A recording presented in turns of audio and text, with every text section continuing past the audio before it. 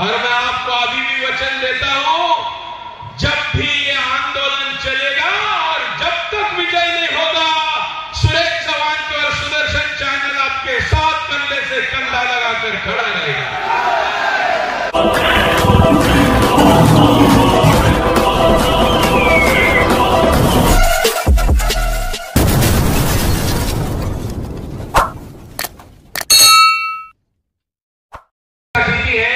और संपूर्ण भारत में जो छात्र धर्म की ध्वजा, सनातन धर्म की ध्वजा, माता पद्मावती वाले आंदोलन और हर जगह जिनका कहना यह है कि आज राजपूतों के बच्चे प्लास्टिक की तलवार से खेलते हैं जबकि शस्त्र का अधिकार मिलना चाहिए।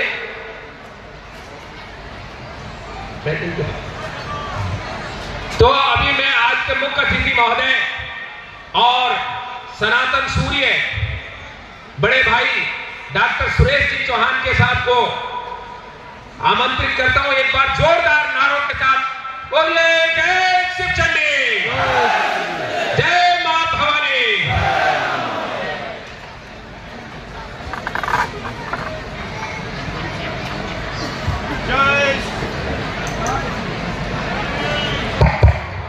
जय श्री राम। कार्यक्रम समाप्ति की तरफ है और आज देश भर के सारे क्षत्रिय यहां मंच पर हैं, देशभक्त मंच पर हैं, तो गद्दारों का ध्यान भी आज इस कार्यक्रम की तरफ होगा कि नहीं? तो जरा उनको भी आवाज जानी चाहिए। मेरे पीछे कहिए जय भवानी, जय भवानी, जय श्री राम, भारत माता की, गायत्री माता की, गंगा माता की। आदरणीय मंच महाराज श्री श्री अनंतराज उर्फ नागेंद्र राज जी, जिनके 515वें जयंती के लिए हम यहां पर उपस्थित हैं, वीर सूर्य विश्व महावीर चिलाराज जी को मैं सुरेश चौहान के प्रणाम करता हूं। और आज मुझे बड़ा गर्व है कि करीब 15 वर्ष पूर्व महाराज जी दिल्ली में आपके लिए आंदोलन करने के लिए आए थे और जंतर मंतर पर कार्यक्रम चल रहा था। कोई मीडिया वाला कूच बिहार की न्यूज नहीं दिखा रहा था, लेकिन मेरे पास दो लोग आए। कहां है वो? खड़े हो जाइए। ये व्यक्ति मेरे पास आए और इन्होंने कहा सुरेश जी, हमारा राजा आया है, लेकिन दिल्ली वालों को हमारे राजा की कीमत समझ में नहीं आ रही है। अरे राजा तो महल में रह सकता है, लेकिन हमारा राजा कूच बिहार के लोगों के लिए जंतर मंतर पर धरने पे बैठा है। मैंने कहा बाकी कोई चैनल दिखाए न दिखाए, सुरेश चौहान के दिखाएगा और हम उनके साथ खड़े रहे।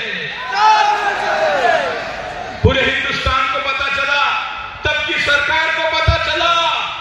और मैं आपको अभी भी वचन देता हूं, जब भी ये आंदोलन चलेगा और जब तक विजय नहीं होगा, सुरेश चौहान के और सुदर्शन चैनल आपके साथ कंधे से कंधा लगाकर खड़ा रहेगा। और जहां सुदर्शन जी दिशा में खड़ा होता है, विजय उधर ही होती है, क्योंकि भगवान श्री कृष्ण का सुदर्शन है। ये केवल नाम का सुदर्शन नहीं है, ये विश्व का एकमात्र ऐसा हथियार है, शस्त्र है, जो हाथ से निकलकर शत्रु का सर्वनाश करके पुनः वापस आ जाता है। आज महाराज जी, मैं जब इधर आ रहा था तो मैंने हमारे मराठा इतिहासकारों से बात की कल रात में। मैंने कहा मैं कुछ बिहार जा रहा हूं, हमारा जरा क्या रिश्ता है बताइए। तो मेरे पास लिखित में है, मेरे पूर्वज जब हम पवार सरनेम लगाते थे तो 284 वर्ष पूर्व मेरे पूर्वज कूच बिहार आए थे। 284 वर्ष पूर्व, यह है 1741। तब यहां पर महाराज उपेंद्र नारायण जी की सरकार थी, सत्ता थी, राज था। पूरे देश पर हरा झंडा लहरा रहा था। मराठों ने तय किया कि देश में जो भी हिंदू राजा, जो भी सनातनी राजा भगवा झंडा ऊपर उठाने के लिए अगर खड़ा रहेगा तो मराठा सत्ता उनके पीछे खड़ी रहेगी। तब यहां पर नवाब अली वर्दी खान का शासन था, उड़ीसा, बंगाल, असम। लेकिन उस समय महाराज रघुजी राजे भोसले ने हमारे परिवार को यहाँ भेजा और महाराज उपेंद्र नारायण जी को एक संधि हुई और ये तय हुआ कि हम इस्लाम के झंडे के नीचे हमारा ये पीला झंडा नहीं लगाएंगे, हम भगवे के साथ रहेंगे और भगवा का साथ दिया। परिणाम क्या हुआ? आज जो हिंदुस्तान स्वतंत्र है ना, वो उस 1741 से लेकर 1751 के बीच में जो यहां पर रणनीति बनी, उस रणनीति के कारण स्वतंत्र है। लोग 15 अगस्त तो मनाते हैं। अरे 15 अगस्त तो अंग्रेजों से स्वतंत्रता है, लेकिन अंग्रेजों के स्वतंत्रता के पहले मुसलमानी आतताइयों की स्वतंत्रता मिली थी और वो स्वतंत्रता के नायक भी महाराज उपेंद्र नारायण जी कूच बिहार के राजा थे। और आज लोग कहते हैं कि हम चिकन नेक को काट देंगे। क्या हिंदुस्तान से क्षेत्र को काटने देंगे? कभी हिंदुस्तान से अलग होने देंगे? लोग कहते हैं अरे यहां तो संख्या कोई ज्यादा नहीं है, हम रोहिंग्या घुस जाएंगे और रोहिंग्या घुस जाएंगे तो यहां का डेमोग्राफी बदल जाएगा। अरे हो सकता है कि हम गरीब हो सकता है हम थोड़े पिछड़े हो, लेकिन हम कमजोर है क्या? हम सशक्त है कि नहीं? लड़ेंगे कि नहीं? जीतेंगे कि नहीं? और इसलिए जब कभी मैं दिल्ली में बैठकर गद्दारों के भाषण सुनता था कि चिकन नेक को हम हिंदुस्तान से तोड़ेंगे, तो मुझे बड़ी चिंता होती थी। मुझे लगता था कि पाकिस्तान चला गया, बांग्लादेश चला गया, अफगानिस्तान चला गया। कभी ये शत्रु अगर विजय हुए, सक्सेस हुए, तो चिकन नेक और हमारा पूर्वोत्तर चला जाएगा। लेकिन महाराज जी और महाराज जी के प्रति तो आप लोगों की भक्ति देखकर मुझे विश्वास हुआ कि चिकन नेक कभी भी हिंदुस्तान से अलग नहीं होगा और होने नहीं देंगे। मित्रों, आज यहाँ पर जब हम आए हैं तो हमको ये जानकर बड़ी प्रसन्नता हुई कि आज भी इस देश में किसी राजा के प्रति जनता का इतना प्रेम है। मैं किसी एक कार्यक्रम में, यहां तो एक उत्तर प्रदेश के मंत्री भी रुके हैं, कल से आए हुए शायद, कोई इतना देर नहीं रुकता है। हम भी कार्यक्रम करके आते हैं, कार्यक्रम करके 2 घंटे में चले जाते हैं, लेकिन दोपहर से जब से आया हूं, आप लोगों का प्रेम देखकर यहां से जाने का मन नहीं कर रहा है। ये राजा के प्रति, राजा क्या आपको सोना दे रहे हैं क्या? चांदी दे रहे हैं? नहीं, एक विश्वास दे रहे हैं कि मैं आपको आपके सपने का कूच विहार पुनः वापस लौटाऊंगा और उनके इस सपने के साथ हम हैं।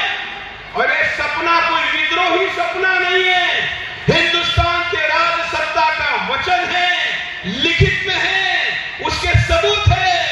और हिंदुस्तान अपने वचन से कभी पीछे नहीं हटता। कहते हैं ना, रघुकुल रीत सदा चली आई, प्राण जाए पर वचन न जाई। तो वचन जाने देंगे। और इसलिए महाराज, दिल्ली में तो निर्णय कैसे होते आप जानते हैं। कूटनीति ही दिल्ली का सबसे बड़ा हथियार है। अब दिल्ली शस्त्रों से नहीं, कूटनीति से चलती है। और वो कूटनीति हमको छत्रपति शिवाजी महाराज जी से सीखनी चाहिए। तब भी हमने 1741 में एकत्र आकर कूटनीति की थी। आज उस कूटनीति अर्थात साम, दाम, दंड, भेद, इसका उपयोग करेंगे और कूच बिहार को उसका अधिकार देकर रहेंगे। आज माइक पर ज्यादा बोलने के बजाय क्या करेंगे इस रणनीति का बहुत ज्यादा उल्लेख करने के बजाय, मोदी जी को चुनौती देने के बजाय, क्योंकि मुझे यह विश्वास है कि हमको हमारा कूच बिहार अगर कोई दे सकता है तो नरेंद्र मोदी ही दे सकते हैं। दे सकते हैं कि नहीं? क्यों दे सकते हैं? मैं ऐसे बोल रहा हूं क्या? नहीं, इसका कारण है भारतीय जनता पार्टी की पॉलिटिकल पॉलिसी है छोटे राज्य की। उन्होंने ही उत्तराखंड बनाया, उन्होंने ही तेलंगाना बनाया।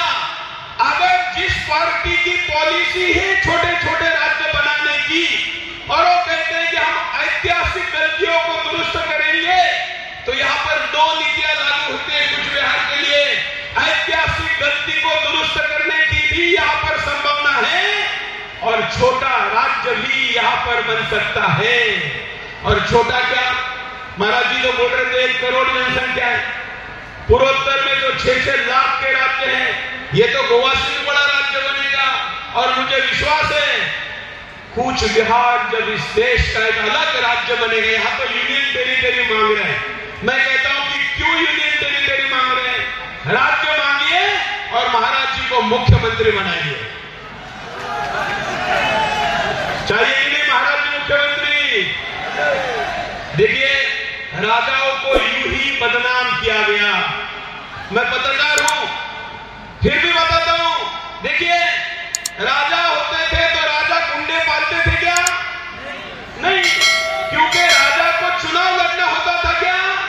नहीं, तो चुनाव में शराब बांटते थे क्या? पैसे बांटते थे क्या? गुंडे पालते थे क्या? भ्रष्टाचार करते थे क्या? नहीं, क्योंकि ये सब कुछ राजा का ही होता था। आज डेमोक्रेसी ने क्या दिया?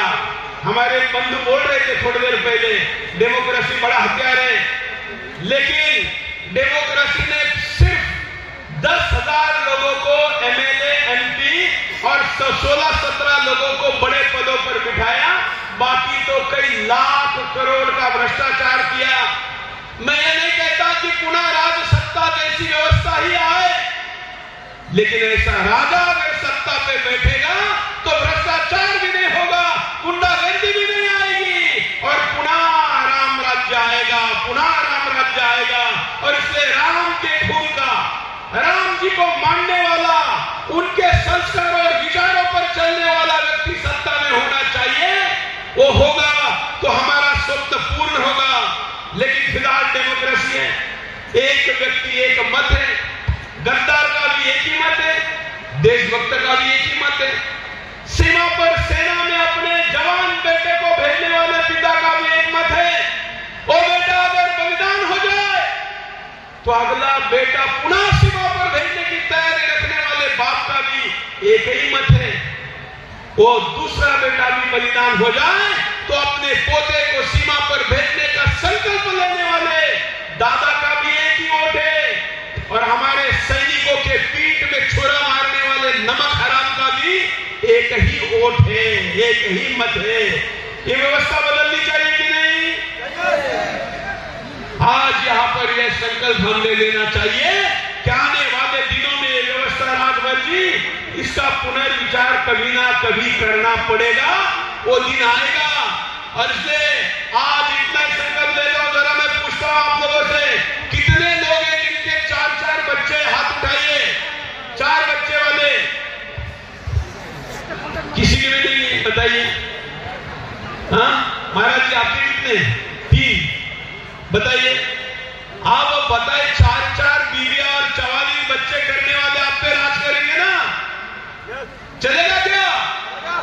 और इसलिए आपने जाकर डेमोक्रेसी में जीवित रहना है तो आपको भी ज्यादा बच्चे पैदा करने पड़ेंगे।